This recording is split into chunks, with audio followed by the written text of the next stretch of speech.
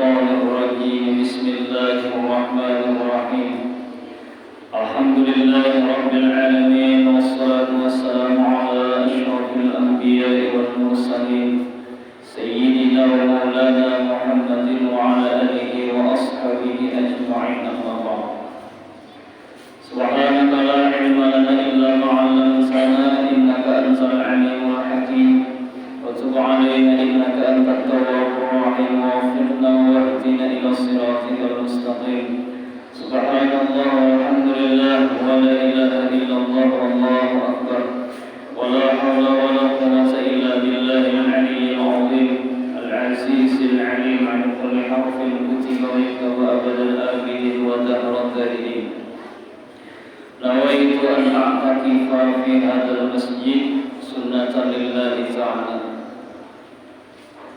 وقال المصنف الإمام أحمد بن محمد رحمه الله تعالى ونفعنا بعلومه في الدار الآمين قال الأسباب هاهنا عبارة عما يتوصل به إلى غرض ما ينال في الدنيا والتجريد عبارة عن عدم تشاغله في تلك الأسباب. Mari kita kembali bersyukur yang teramat sangat terhadap Allah Subhanahu wa Ta'ala yang mana Allah masih memberikan kepada kita umur yang panjang, badan yang sehat, sehingga pada malam hari ini kita kembali dikumpulkan oleh Allah di tempat yang penuh berkah dan rahmat. Mudah-mudahan kita selalu diberikan oleh Allah dalam kebaikan dan takwa. Amin amin ya rabbal alamin.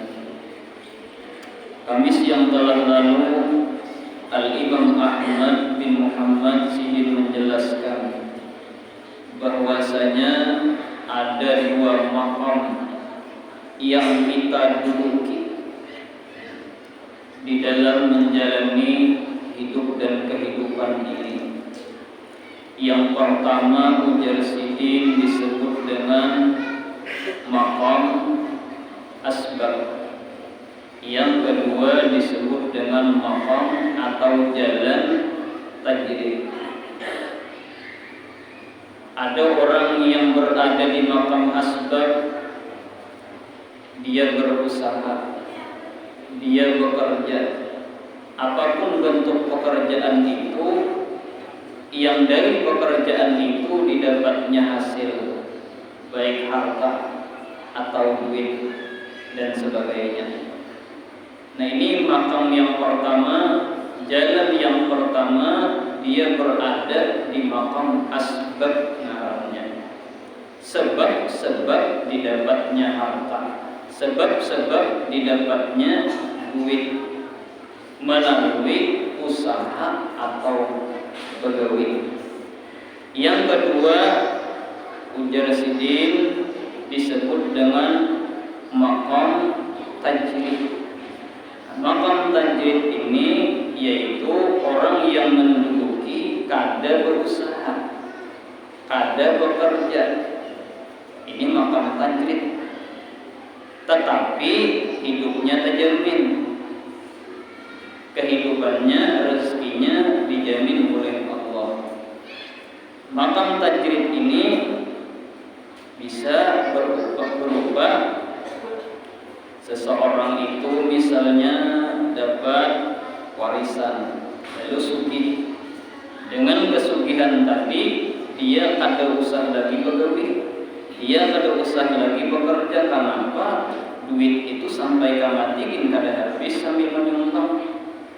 Lalu inya beribadah gawian, lalu inya menuntut ilmu gawian sampai mati.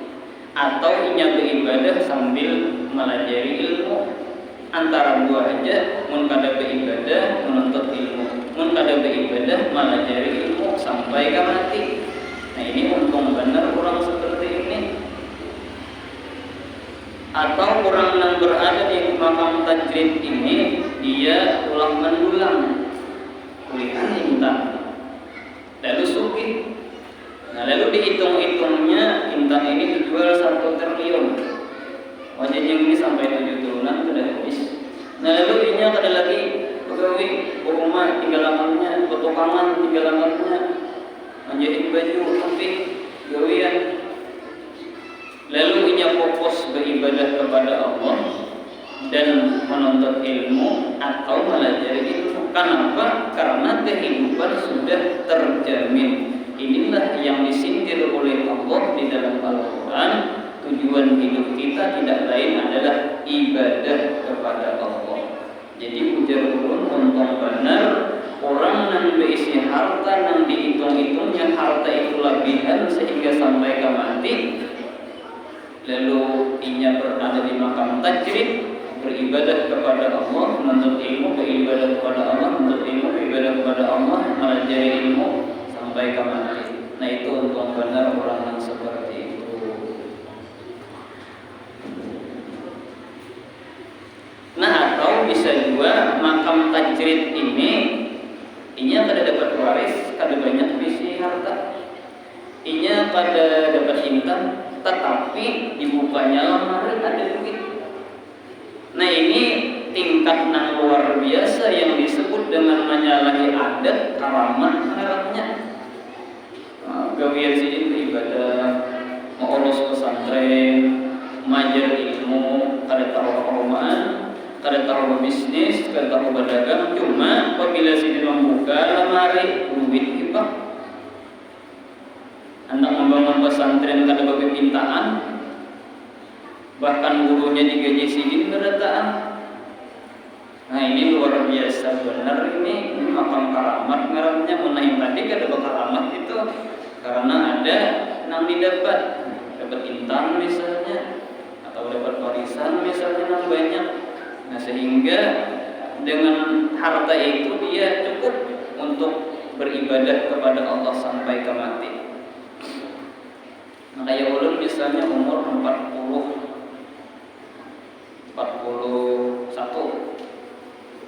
anggap 41an misalnya umur.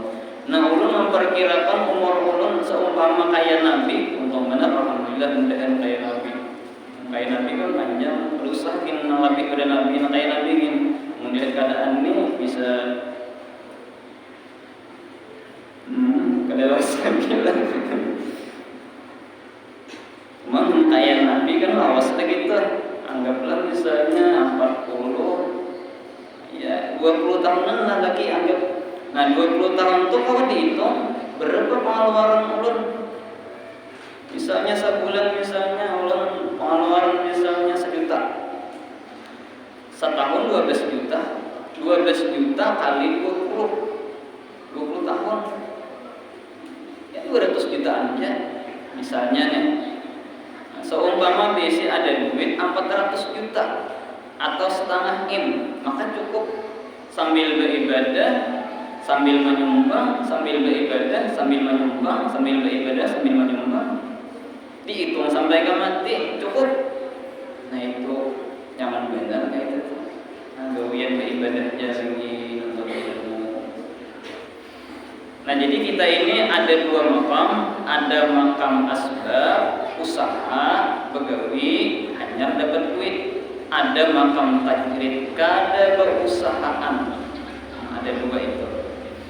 Nah jadi mun ada orang misalnya kada begawian, kada berusahaan, inya berada di makam tajrid.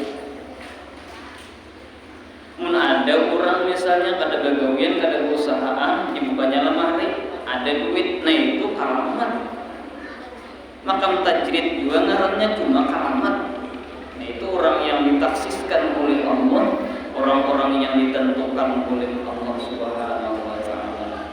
Nah itu kada kawa dikisahkan nanti kalau sudah kayak itu batu digelembing sidin jadi intan, kertas dijabai sidin jadi duit, pasir dijabai sidin jadi emas. Nah itu orang-orang yang sudah menyalahi adat, itu sudah menyalahi daripada kebiasaan. Lalu ujar Imam Ahmad bin Muhammad, al-asbabu hahuna ibaratun. Sebab-sebab di sini ujar sidin adalah satu ibarat, satu contoh, satu kata-kata ungkapan. amma yatawassalu bi ila gharadi ma yunalu fid dunya, daripada sesuatu dia dengannya menyampaikan kepada tujuan yang diperoleh daripada harta dunia dengan berusaha. Nah itu ngarannya asbab.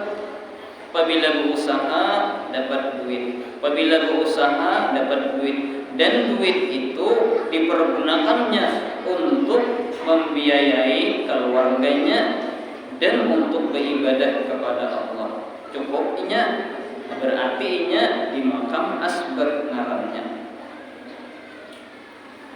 Wa tajridu ibaratun min adamin tusyawiruhu bitilkal asbab, dan tajrid, makam tajrid adalah satu ibarat daripada tiada bersibuknya dengan mencari harta dunia. Hanya ada umpatan orang rame begawian, inya ada begawi santai aja, santai beribadah maksudnya. Orang rame tulakan begawian, sidin tasbih jadikan di tangan. Subhanallah, subhanallah, subhanallah. Sehari la ilaha illallah 12.000, menghadang-hadang mati. 12.000 sehari menghadang-hadang mati sambil berabah la ilaha illallah, la ilaha illallah, la ilaha illallah, la ilaha illallah, la ilaha illallah. Akhirnya mati la ilaha illallah. Maka oleh sebab itu mun kawah kita hidup di dunia ini jangan sampai ada di hati ini atau di muntung terkeluar kata-kata hobi. Jangan sampai jika aku hobi benar, aku suka benar, itu jangan sampai ada sampai di muntung kita terkeluar atau di hati kita. Sidin tujuh hobi benar mundur. Nah, atau kepada lawan kawan, aku hobi benar mundur. Aku hobi benar, artinya aku sangat suka benar mundur nih. Aku ketujuh benar piknik. Jangan sampai kita berkata aku ketujuh benar piknik. Pokoknya kada kawan kada piknik. Artinya berremian maksudnya. Tulakan berremian. Nah apabila kata-kata hobi ini berbahaya kata-kata hobi. Sampai orang meninggal dunia sidin tolak rohman sidin mungkin. Orang meninggal dunia tolak rohman sidin daripada saking hobinya tadi. Nah jadi orang nang kata-kata hobi ini jangan sampai terkeluar di mulut kita, apalagi di dalam hati kita. Kenapa? Karena apabila sudah menjadi kesenangan kita, maka kita akan mati dalam keadaan itu. Kita akan unjuk misalnya mau unjuk, mungkin mau unjuk kering, mati menunjuk enak. Kenapa? Karena hobi benar. Atau kada mati mengunjul, inya ketika mati kegenangan mengunjul. Nah, ketika garingnya asa mengunjul tak dicabutnya oleh malaikat, maka mati dalam keadaan mengunjul. Nah ini sangat berbahaya, jadi jangan sampai. Kan banyak kita nih kalau lah bukan banjar, rajin datang lihat di hari Minggu tuh, bukan pegawai, bukannya nangkat pegawaian, bukannya tulakan mengunjul. Takut kawan adalah ulihan, jadi jangan banyak kata kenapa hobi benar aja. Aku mau juni biar kada ulihan, cuma hobi. Nah itu bahaya matinya, bahaya benar mati. Apabila hobi itu berbahaya. Dan itu adalah hadisnya Rasulullah. Ada kawan ini gustai, orang itu mati di Nabi apa nang keadaannya, ngapa nang inya katujui. Orang tahu tujuh benar musik dangdut misalnya, ada mendengar musik dangdut kiri mati ya kayak itu lah. Nah mudah-mudahan kita diselamatkan oleh Allah. Cuma tadi panglah jangan sampai kita hobi benar. Hobi biasa bukan jadi masalah. Ini hobi benar ngalihai kalau mengarang hobi benar tuh awak sakitan aja. Apa aja kawan? Aku awak sakitan lah. Kenapa aja kawan? Hari ini berjanji lawan kan mungkin kada jadi tulakan. Gara-gara kada jadi tulakan monjun ya itu awak sakitan daripada saking hobinya ada nyaman awak aja ada tulus anu kehendak ya itu monjun tadi misal aja kalau itu misal menalain banyak aja contoh-contohnya nang orang hobi-hobi macam-macam itu sebagai contoh aja kan banyak terjadi nah kayak kita nih kan hari ahad tenang mau banyak banget kendaraan rajin laluan pernah jauh-jauh tanya munculnya ada nama tahun kuliah lah biar aja kamu jauh ada penting kuliah yang penting muncul ada kita muncul tuh nang penting kuliah itu menurun muncul tuh lah sawat setengah jam pada disaikai hampir ulun muncul jadi muncul kenapa muncul tuh dicari iwak bukan hobinya ada sebujurudian muncul ini dasar nyanyat tadi bang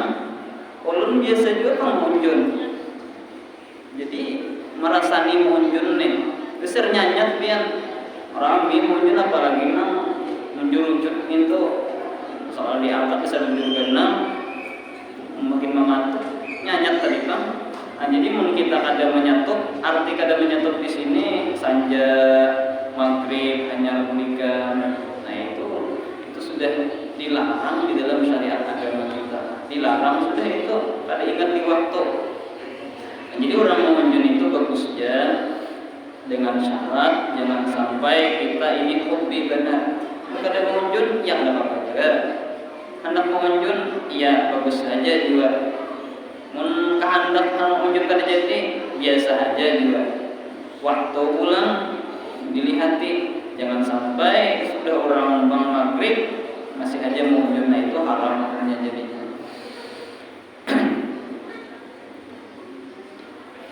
nah lalu para ulama mereka menjelaskan tanda-tanda orang yang Allah tempatkan pada makam asbab yang diridhai oleh Allah. Nah itu kita bahwa mengetahui kita ini berada di makam asbab ini diridhai Allah kada. Allah tuh senang kada kita berada di makam asbab, di makam usaha.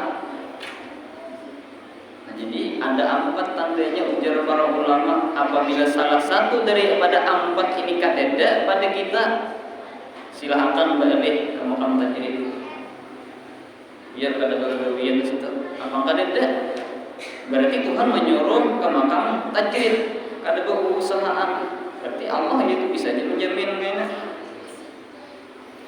Nah yang pertama ujar para ulama usahanya itu cukup untuk keperluannya dan membantu orang lain. Inya misalnya bumat yang tahu cukup hasil bumat tadi. Ada lebihan membantu orang artinya menyumbangkan kesan acara nafkah sumbang seadanya. Pulihan 100 balik cukup. Pulihan 75 balik cukup. Pulihan 50 balik cukup. Kita tahun ini aja pulihan 50 balik kan jawabannya cukup jawabannya. Kita 2 kali aja makan sehari. Tahun dulu kita 100 3 kali makan sehari. Kita kurangi 2 kali atau kita Senin Kamis puasaan supaya cukup. Cukup juga. Nang berdagang kayak itu juga usahanya cukup untuk keperluannya dan untuk membantu orang lain. Membantu orang lain itu kada disuruh banyak. Seapa kemampuan kita. Ulun diisi duit misalnya ulun diisi duit 1 juta. Ulun menyumbang misalnya 10.000 besar acara Islamic Club. Ada yang diisi duit 100 juta. Wajar ini 1 juta karena ini banyak diisi duit 100 juta 1 juta menyumbang nang 1 juta 10.000 sesuai keadaannya. Jadi masalah menyumbang ini mun ada kehendak kalau aja kenapa apabila sedikit diisi duit sedikit juga kalau menyumbang apabila banyak juga bagi orang nang ada pengalaman itu kan namanya. Nah jadi usahanya itu cukup cukup untuk keperluannya dan untuk membantu orang lain. Apabila yang pertama ini syaratnya kayak itu, berarti inya sudah berada di maqam asbab. Kita nih dalam setahun ini cukup makan, membantu orang lain kalau aja. Nah berarti kita di maqam asbab di antaranya. Nah itu yang pertama. Yang kedua, dia itu tiada lalai daripada perintah Allah. Nah, jadi gawian misalnya bunga atau berdagang misalnya. Nah lalu dengan berumah dan berdagang tadi, sembahyang 5 waktu dikerjakannya, nuntut ilmu kawainya seminggu itu sekali atau 2 kali, minimal dalam seminggu itu sekali, itu minimal. Mun 2 kali alhamdulillah, mun 3 kali alhamdulillah. Jadi jangan sampai dalam 1 minggu itu pray dalam menuntut ilmu. Karena apabila peraih dalam menuntut ilmu, kita takut akan Allah nanti kagak ridho. Karena orang yang berada di maqam asbab, syaratnya yang diridhai Allah, dia tiada lalai daripada perintah Allah. Apa perintah Allah? Ibadah. Apa perintah Allah? Menuntut ilmu, melajari ilmu, menuntut ilmu, melajari ilmu. Menuntut ilmu wajib hukumnya. Melajari ilmu wajib juga hukumnya. Ada orang hendak belajar, kita kadang melajari berdosa kita. Ulun kada paham masalah tauhid, kalau melajari ulun. Aku hendak melajari aku kini sibuk. Berdosa kita kadang melajari. Karena itu adalah kewajiban bagi orang yang melajari. Sidin bisa juga melajari, lain mana kada bisa, lain bisa. Nak belajar lawan pian ilmu tauhid, mungkin di sidin kata bisa juga menerangkan. Kada wajib sidin melajari. Apabila sidin bisa menerangkan, maka wajib melajari. Nah, jadi usahanya tadi cukup, dan dia dengan usaha tadi kadang menyebabkan lalai daripada perintah Allah. Perintah Allah itu 2 yang wajib kita laksanakan, sembahyang 5 waktu, nuntut ilmu kita tuntut, itu wajib. Itu pokoknya sudah pokok daripada yang wajib yang kita tuntut. Nah 2 sudah barulah tanda orang yang Allah tempatkan di maqam asbab yang diridhai oleh Allah. Jadi misalnya kita berusaha berumah, nah, lalu berumah tadi misalnya, lalu dengan sebab berumah tadi sembahyang kada sawat, nuntut ilmu kada sawat, maka inya ini disuruh berpindah ke usaha berumah, bukan aja lagi beribadah. Itu Allah kita menjamin. Seumpama inya dengan sebab berumah tapi asa jauh-jauh pengharapan. Kalau sawat berumah itu kan kawah jadi dikira-kira waktunya sehingga sempat beribadah, sehingga sempat menuntut ilmu. Kita aja yang bisa menjaga waktu. Apabila kita kada bisa menjaga waktu, kita akan ditebasnya oleh waktu. Kita akan mati ditebas oleh waktu. Artinya kada sempat terus kita. Jadi waktu itu kita nang mengatur. Jangan sampai waktu nang mengatur kita. Kita harus menjadwalkan waktu. Orang-orang yang berhasil itu jadwal itu waktu itu berjadwal. Orang sekolah itu berjadwal waktu. Jam ini nahwu, jam ini sharaf, jam ini tafsir. Ada jadwalnya. Nggak ada kayak itu dia kada akan berhasil. Nah, jadi kada lalai daripada perintah Allah. 2 sudah. Nah, yang ketiga usahanya itu halal. Apapun usahanya itu, yang diusahakannya itu halal. Apabila usahanya itu kada halal, maka tinggalkan usaha tadi. Cari usaha yang lain. Yang lain kada halal juga usahanya. maka disuruh kamakam tajrid. Ada usaha-usahaan bahaya aja rezekinya makan aja pokoknya Allah yang menjamin.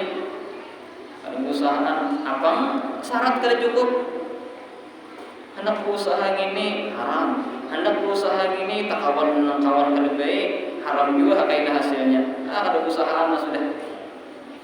Tapi kada usahaan gawian ibadah menuntut ilmu, gawian ibadah menuntut ilmu. Allah yang menjamin. Yakin-yakinnya kada yakin kayaknya iya sudah. Artinya hendak berpindah ke makam tajrid itu yakin-yakin. Ada usahaan lagi. Ini yakin benar Allah sudah menetapkan pacangan di tajrid. Soalnya kada ada jalan lain sudah berusaha sini. Kada sesuai dengan agama, sini kada sesuai dengan agama, macam-macam gawian kada sesuai aja. Makam tajrid sudahnya. Orang kayak tadi lah untung benar ada yang dapat warisan, mandulang dapat intan misalnya itu, atau bekarama itu kada usah ngalih-ngalih lagi itu makam tajrid aja sudah.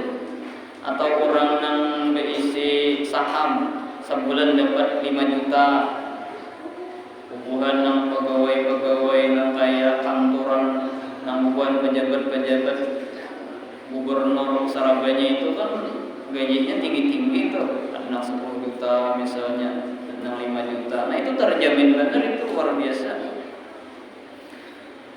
Nah 3 sudah usahanya halal. Nah, misalnya kita hendak berdagang ini modal ada. Lalu ujar nang ini abahnya coba bang berdagang. Enggak ada kita abahnya mayu-mayu makan aja.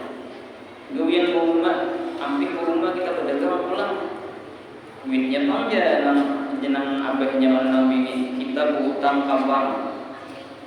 Berapa berhutang ke bank? Misalnya 1 juta.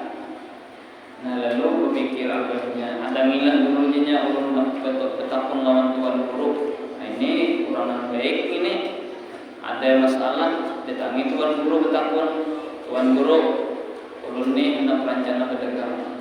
Ya kemudian di sini kada modalnya ulun lah. Bapak kayak apa ulun nak hutang ke bank. Jadi dia tuan guru banknya berbunga lah, tinggi berbunga. Jadi ujar sini bunga itu hukumnya haram.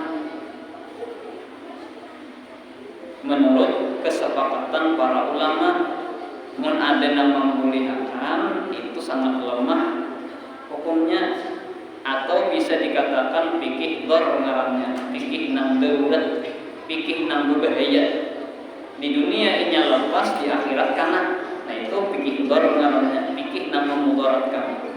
Orang sepakat beradaan itu haram, sidin membolehkan, soranganan membolehkan. Nah ini bikin dhar namanya. Ada usaha di sini, ada usaha ikan berhutang ke bank, bacaan berbunga. Nah berarti kan usaha kita berusaha. Berarti kita di makam tajrid, di makam asbab. Usaha berdagang tadi kata diridhoi oleh Allah, kenapa jalannya haram hukumnya. Mainjam duit di bank, nang di bank itu berbunga. Biar mainjam misalnya 100 juta misalnya, berapa bunganya sebulan bayar? Apa kita tunggak misalnya bertambah bunganya? Riba ngarannya. Arti riba itu kan berbunga, berbuah-buah, itu riba ngarannya. Berbuah-buah, bertambah-tambah. Nah jadi kan kalau dia berhutang di bank, bertaubat lah, bertaubat jangan lagi berhutang di bank. Sama mengeredit kendaraan misalnya, itu kan tekannya harga nukar biasa kan murah kan. Lalu mengeredit separuh parak duitnya. Nah, jadi mun hendak mengumpati hukum nang takwa, ya kada usah mengeredit. Amunnya hendak umpat hukum nang kada kuat, nya ada nama boleh kan. Artinya ketika ketika dilunasi terakhir bayar berapa jumlahnya? Misalnya harga kendaraan 23 juta, mengaridit menjadi 35 juta. Jadi waktu terakhir menjual manukari kendaraan tadi, waktu terakhir hanya bakat ulun tukar kendaraan 35 juta. Jangan 23 juta, karena keseluruhan daripada harga kendaraan itu 35 juta kalau dihitung bertaan. Ulun tukar kendaraan 35 juta. Nah, alih ini pian bayar kali rekening. Itu alihnya tiap bulan bayar kali rekening, tiap bulan bayar kali rekening. Akhirnya di akhir daripada pelunasannya ada bakat. Nah, ini yang disebut dengan haram hukumnya. Lalu riba jadinya mengaridit tadi hukumnya. Jadi nang memperlihatkan nih penjelasannya ada jelas, dikira boleh itu kayak apa, nang kada boleh itu kayak apa, sehingga tak umpat mengaridit, akhirnya kada takut nang boleh itu kayak apa. Nah, jadi apabila gawian kita itu, apabila usaha itu kada halal, tinggalkan. Macam-macam usaha sudah kada ada halalnya, berarti Tuhan menyuruh kita kada usah berusahaan. Maka tajrid aja sudah ada perusahaan, Allah yang menjamin. Asal dengan syarat sudah dicari gawian tadi, atau usaha kita itu menyebabkan kita kada kawan untuk ilmu, atau usaha kita itu menyebabkan kita kada kawan sembahyang.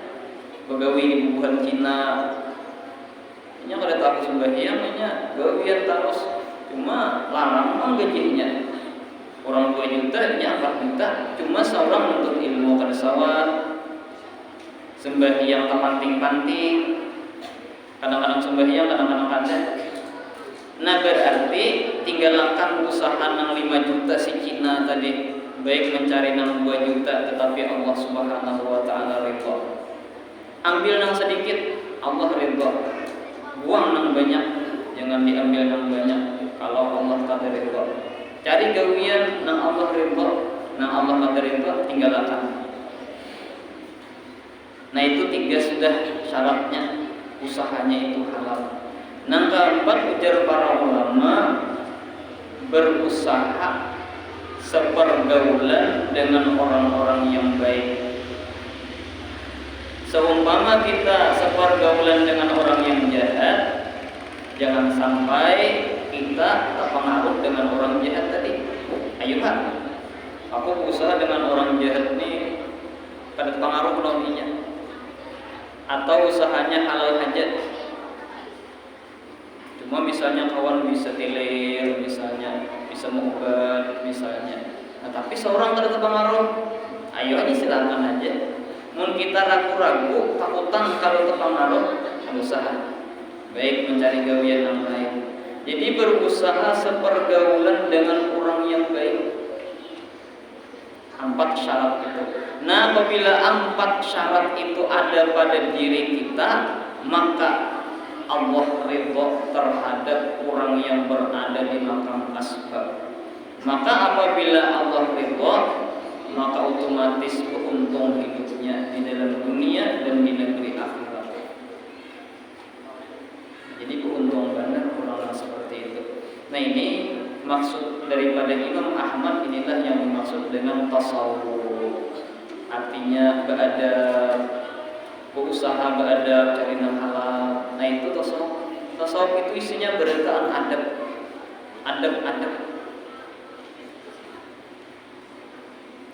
Mudah-mudahan kita pertama dulu beradab dengan Allah, yang kedua beradab dengan Rasulullah, yang ketiga beradab dengan orang-orang yang dicintai Allah, hanya beradab dengan makhluknya Allah. Jadi adab ini ada dalam hati, ada zahir. Bagus benar di hatinya beradab, zahirnya beradab. Kalau zahir kan misalnya kita berjalan, misalnya betul ada 3 orang tua, nah itu beradab zahirnya. Hatinya memang dia biasa dalam dan luar inya beradab. Ada juga lalu dihiga orang tua betul beradab tapi di hatinya menghina. Kenapa nang dilawinya bungkuk orangnya? Nah itu ngarannya ada beradab di dalam bungkuk itu lantaran menyindir orang nang bungkuk tadi.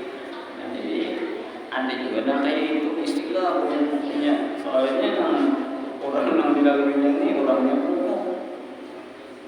Nah itu ngarannya ada beradab di dalam.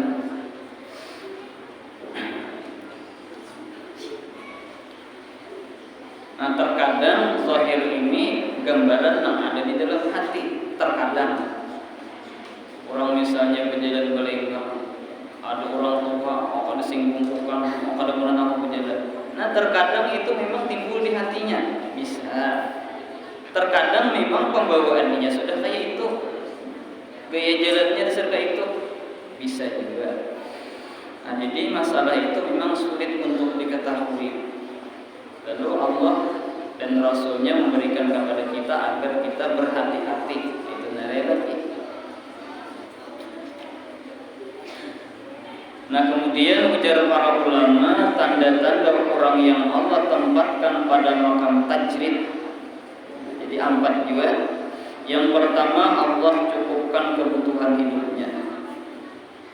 Inya kada begawian, inya kada bekerja, kada berbisnis.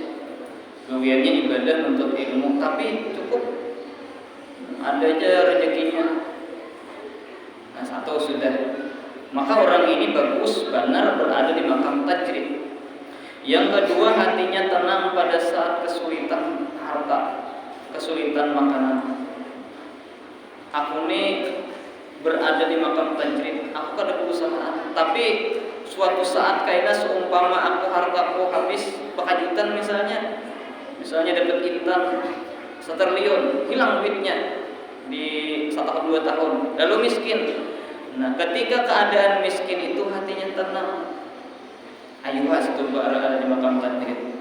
Artinya orang yang berada di makam tajrid ini memang sudah mantap, aku hendak berpindah ke makam tajrid, mantap, tenang hatinya di ketika dapat kesulitan hidup. Jadi apabila orang itu sudah berisi ketenangan hidup, masalah harta kada jadi masalah, adakah makankah kadakah, nah itu bagus benar berada di makam tajrid, bagus benar. Yang ketiga, tiada tamak terhadap manusia, kada mengharap berian orang. Nah itu syaratnya orang yang berada di makam tajrid, dia kada tamak, kada berharap pemberian orang lain. Ayo kasih tahu, yang sudah ada di hati kada ada tamak lagi terhadap manusia, bagus berada di makam tajrid. Bahkan memang Allah menempatkan dia berada di makam tajrid. Yang keempat, waktunya sibuk beribadah, menuntut ilmu atau belajar ilmu. Karena apa? Karena sudah cukup sudah. Lalu gawiannya beribadah, menuntut ilmu, beribadah, belajar ilmu.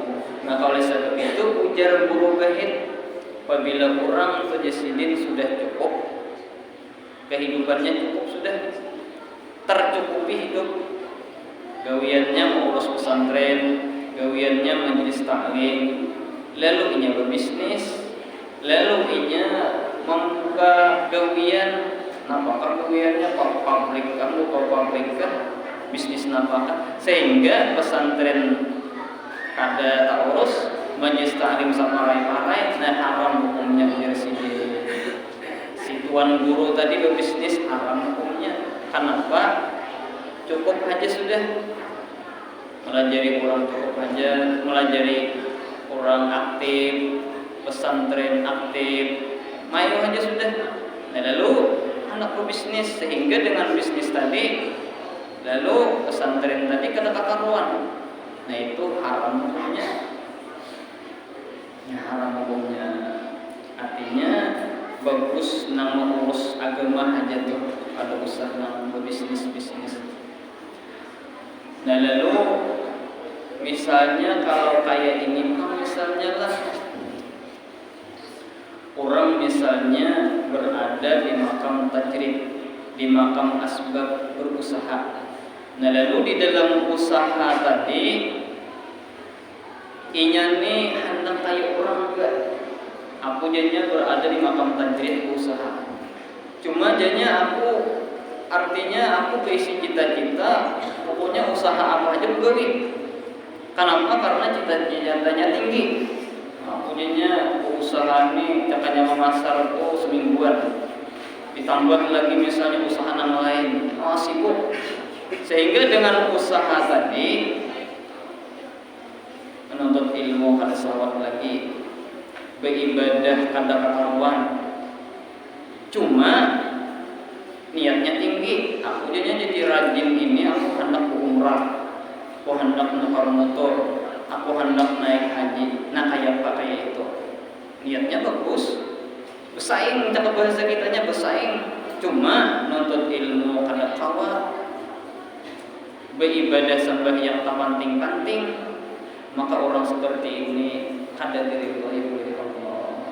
Lebih baik kita mencari usaha biar kada berumrah, biar kada berhaji, tapi diridhoi oleh Allah, sembahyang teratur, nuntut ilmu kawa kita. Walaupun kada tahu berumrah, walaupun kada tahu berhaji. Kenapa? Karena masalah haji dan umrah itu bagi orang yang mampu. Arti orang yang mampu kayak apa? Arti orang yang mampu itu orang yang sugih.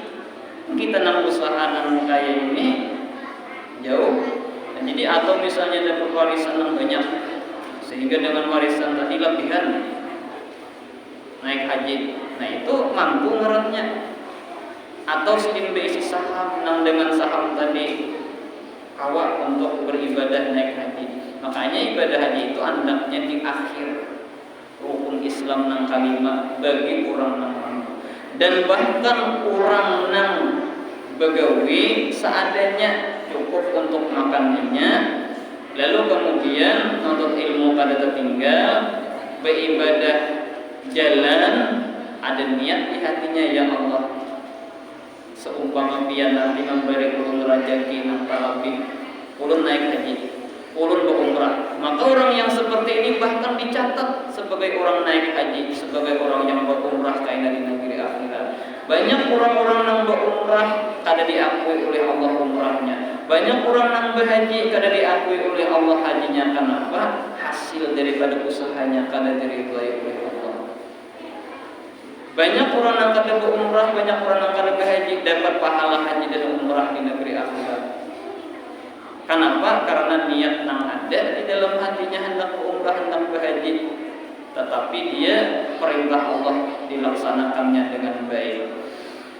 Nah, jadi ini supaya kita jangan tamak benar dengan dunia, supaya kita menyadari jangan sampai tamak dengan dunia, sasah sini sasah situ, sehingga Allah kada ridha. Walaupun tercapai kehendaknya, tapi Allah kada ridha.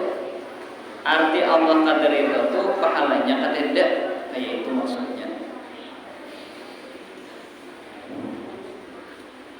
Mudah-mudahan kita dimudahkan oleh Allah sehingga untuk mencapai keridhaan Allah ini kita dapat sebelum kita meninggal dunia. Amin amin ya rabbal alamin.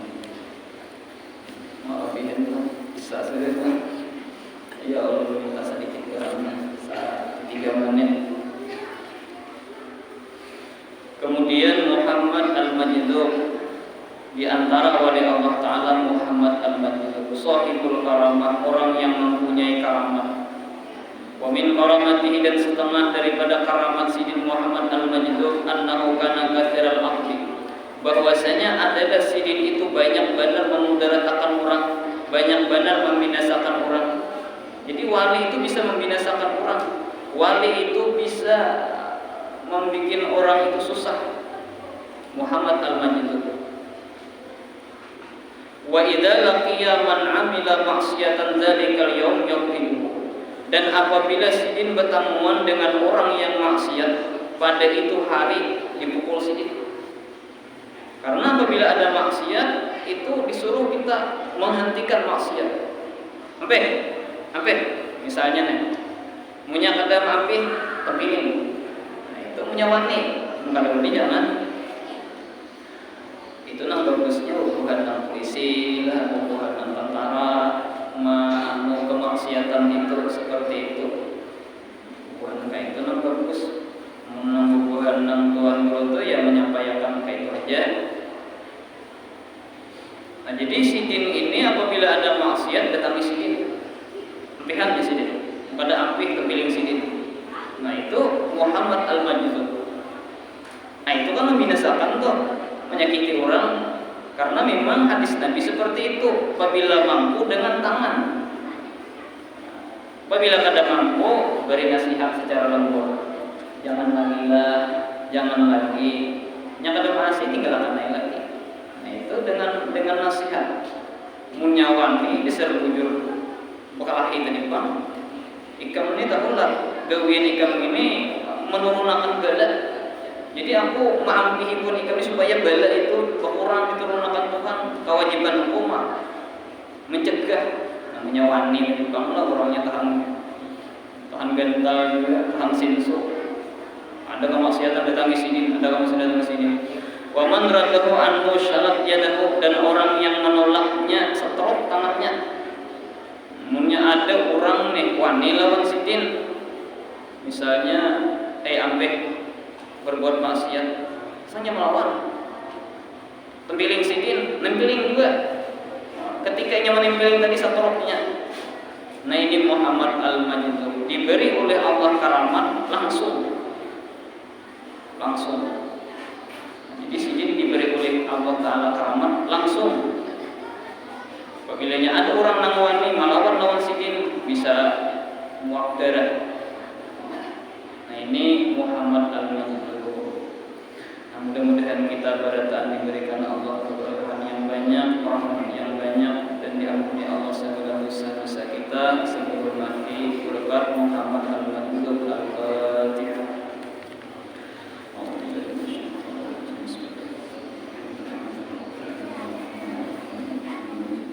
Iyyaka na'budu wa iyyaka nasta'in ihdinas siratal mustaqim siratal ladzina an'amta 'alaihim ghairil maghdubi 'alaihim waladdallin. Bismillahirrahmanirrahim. Alhamdulillahirabbil alamin wassalatu wassalamu ala asyrofil anbiya'i wal mursalin sayyidina Muhammad wa ala alihi wa sahbihi ajma'in. Allahumma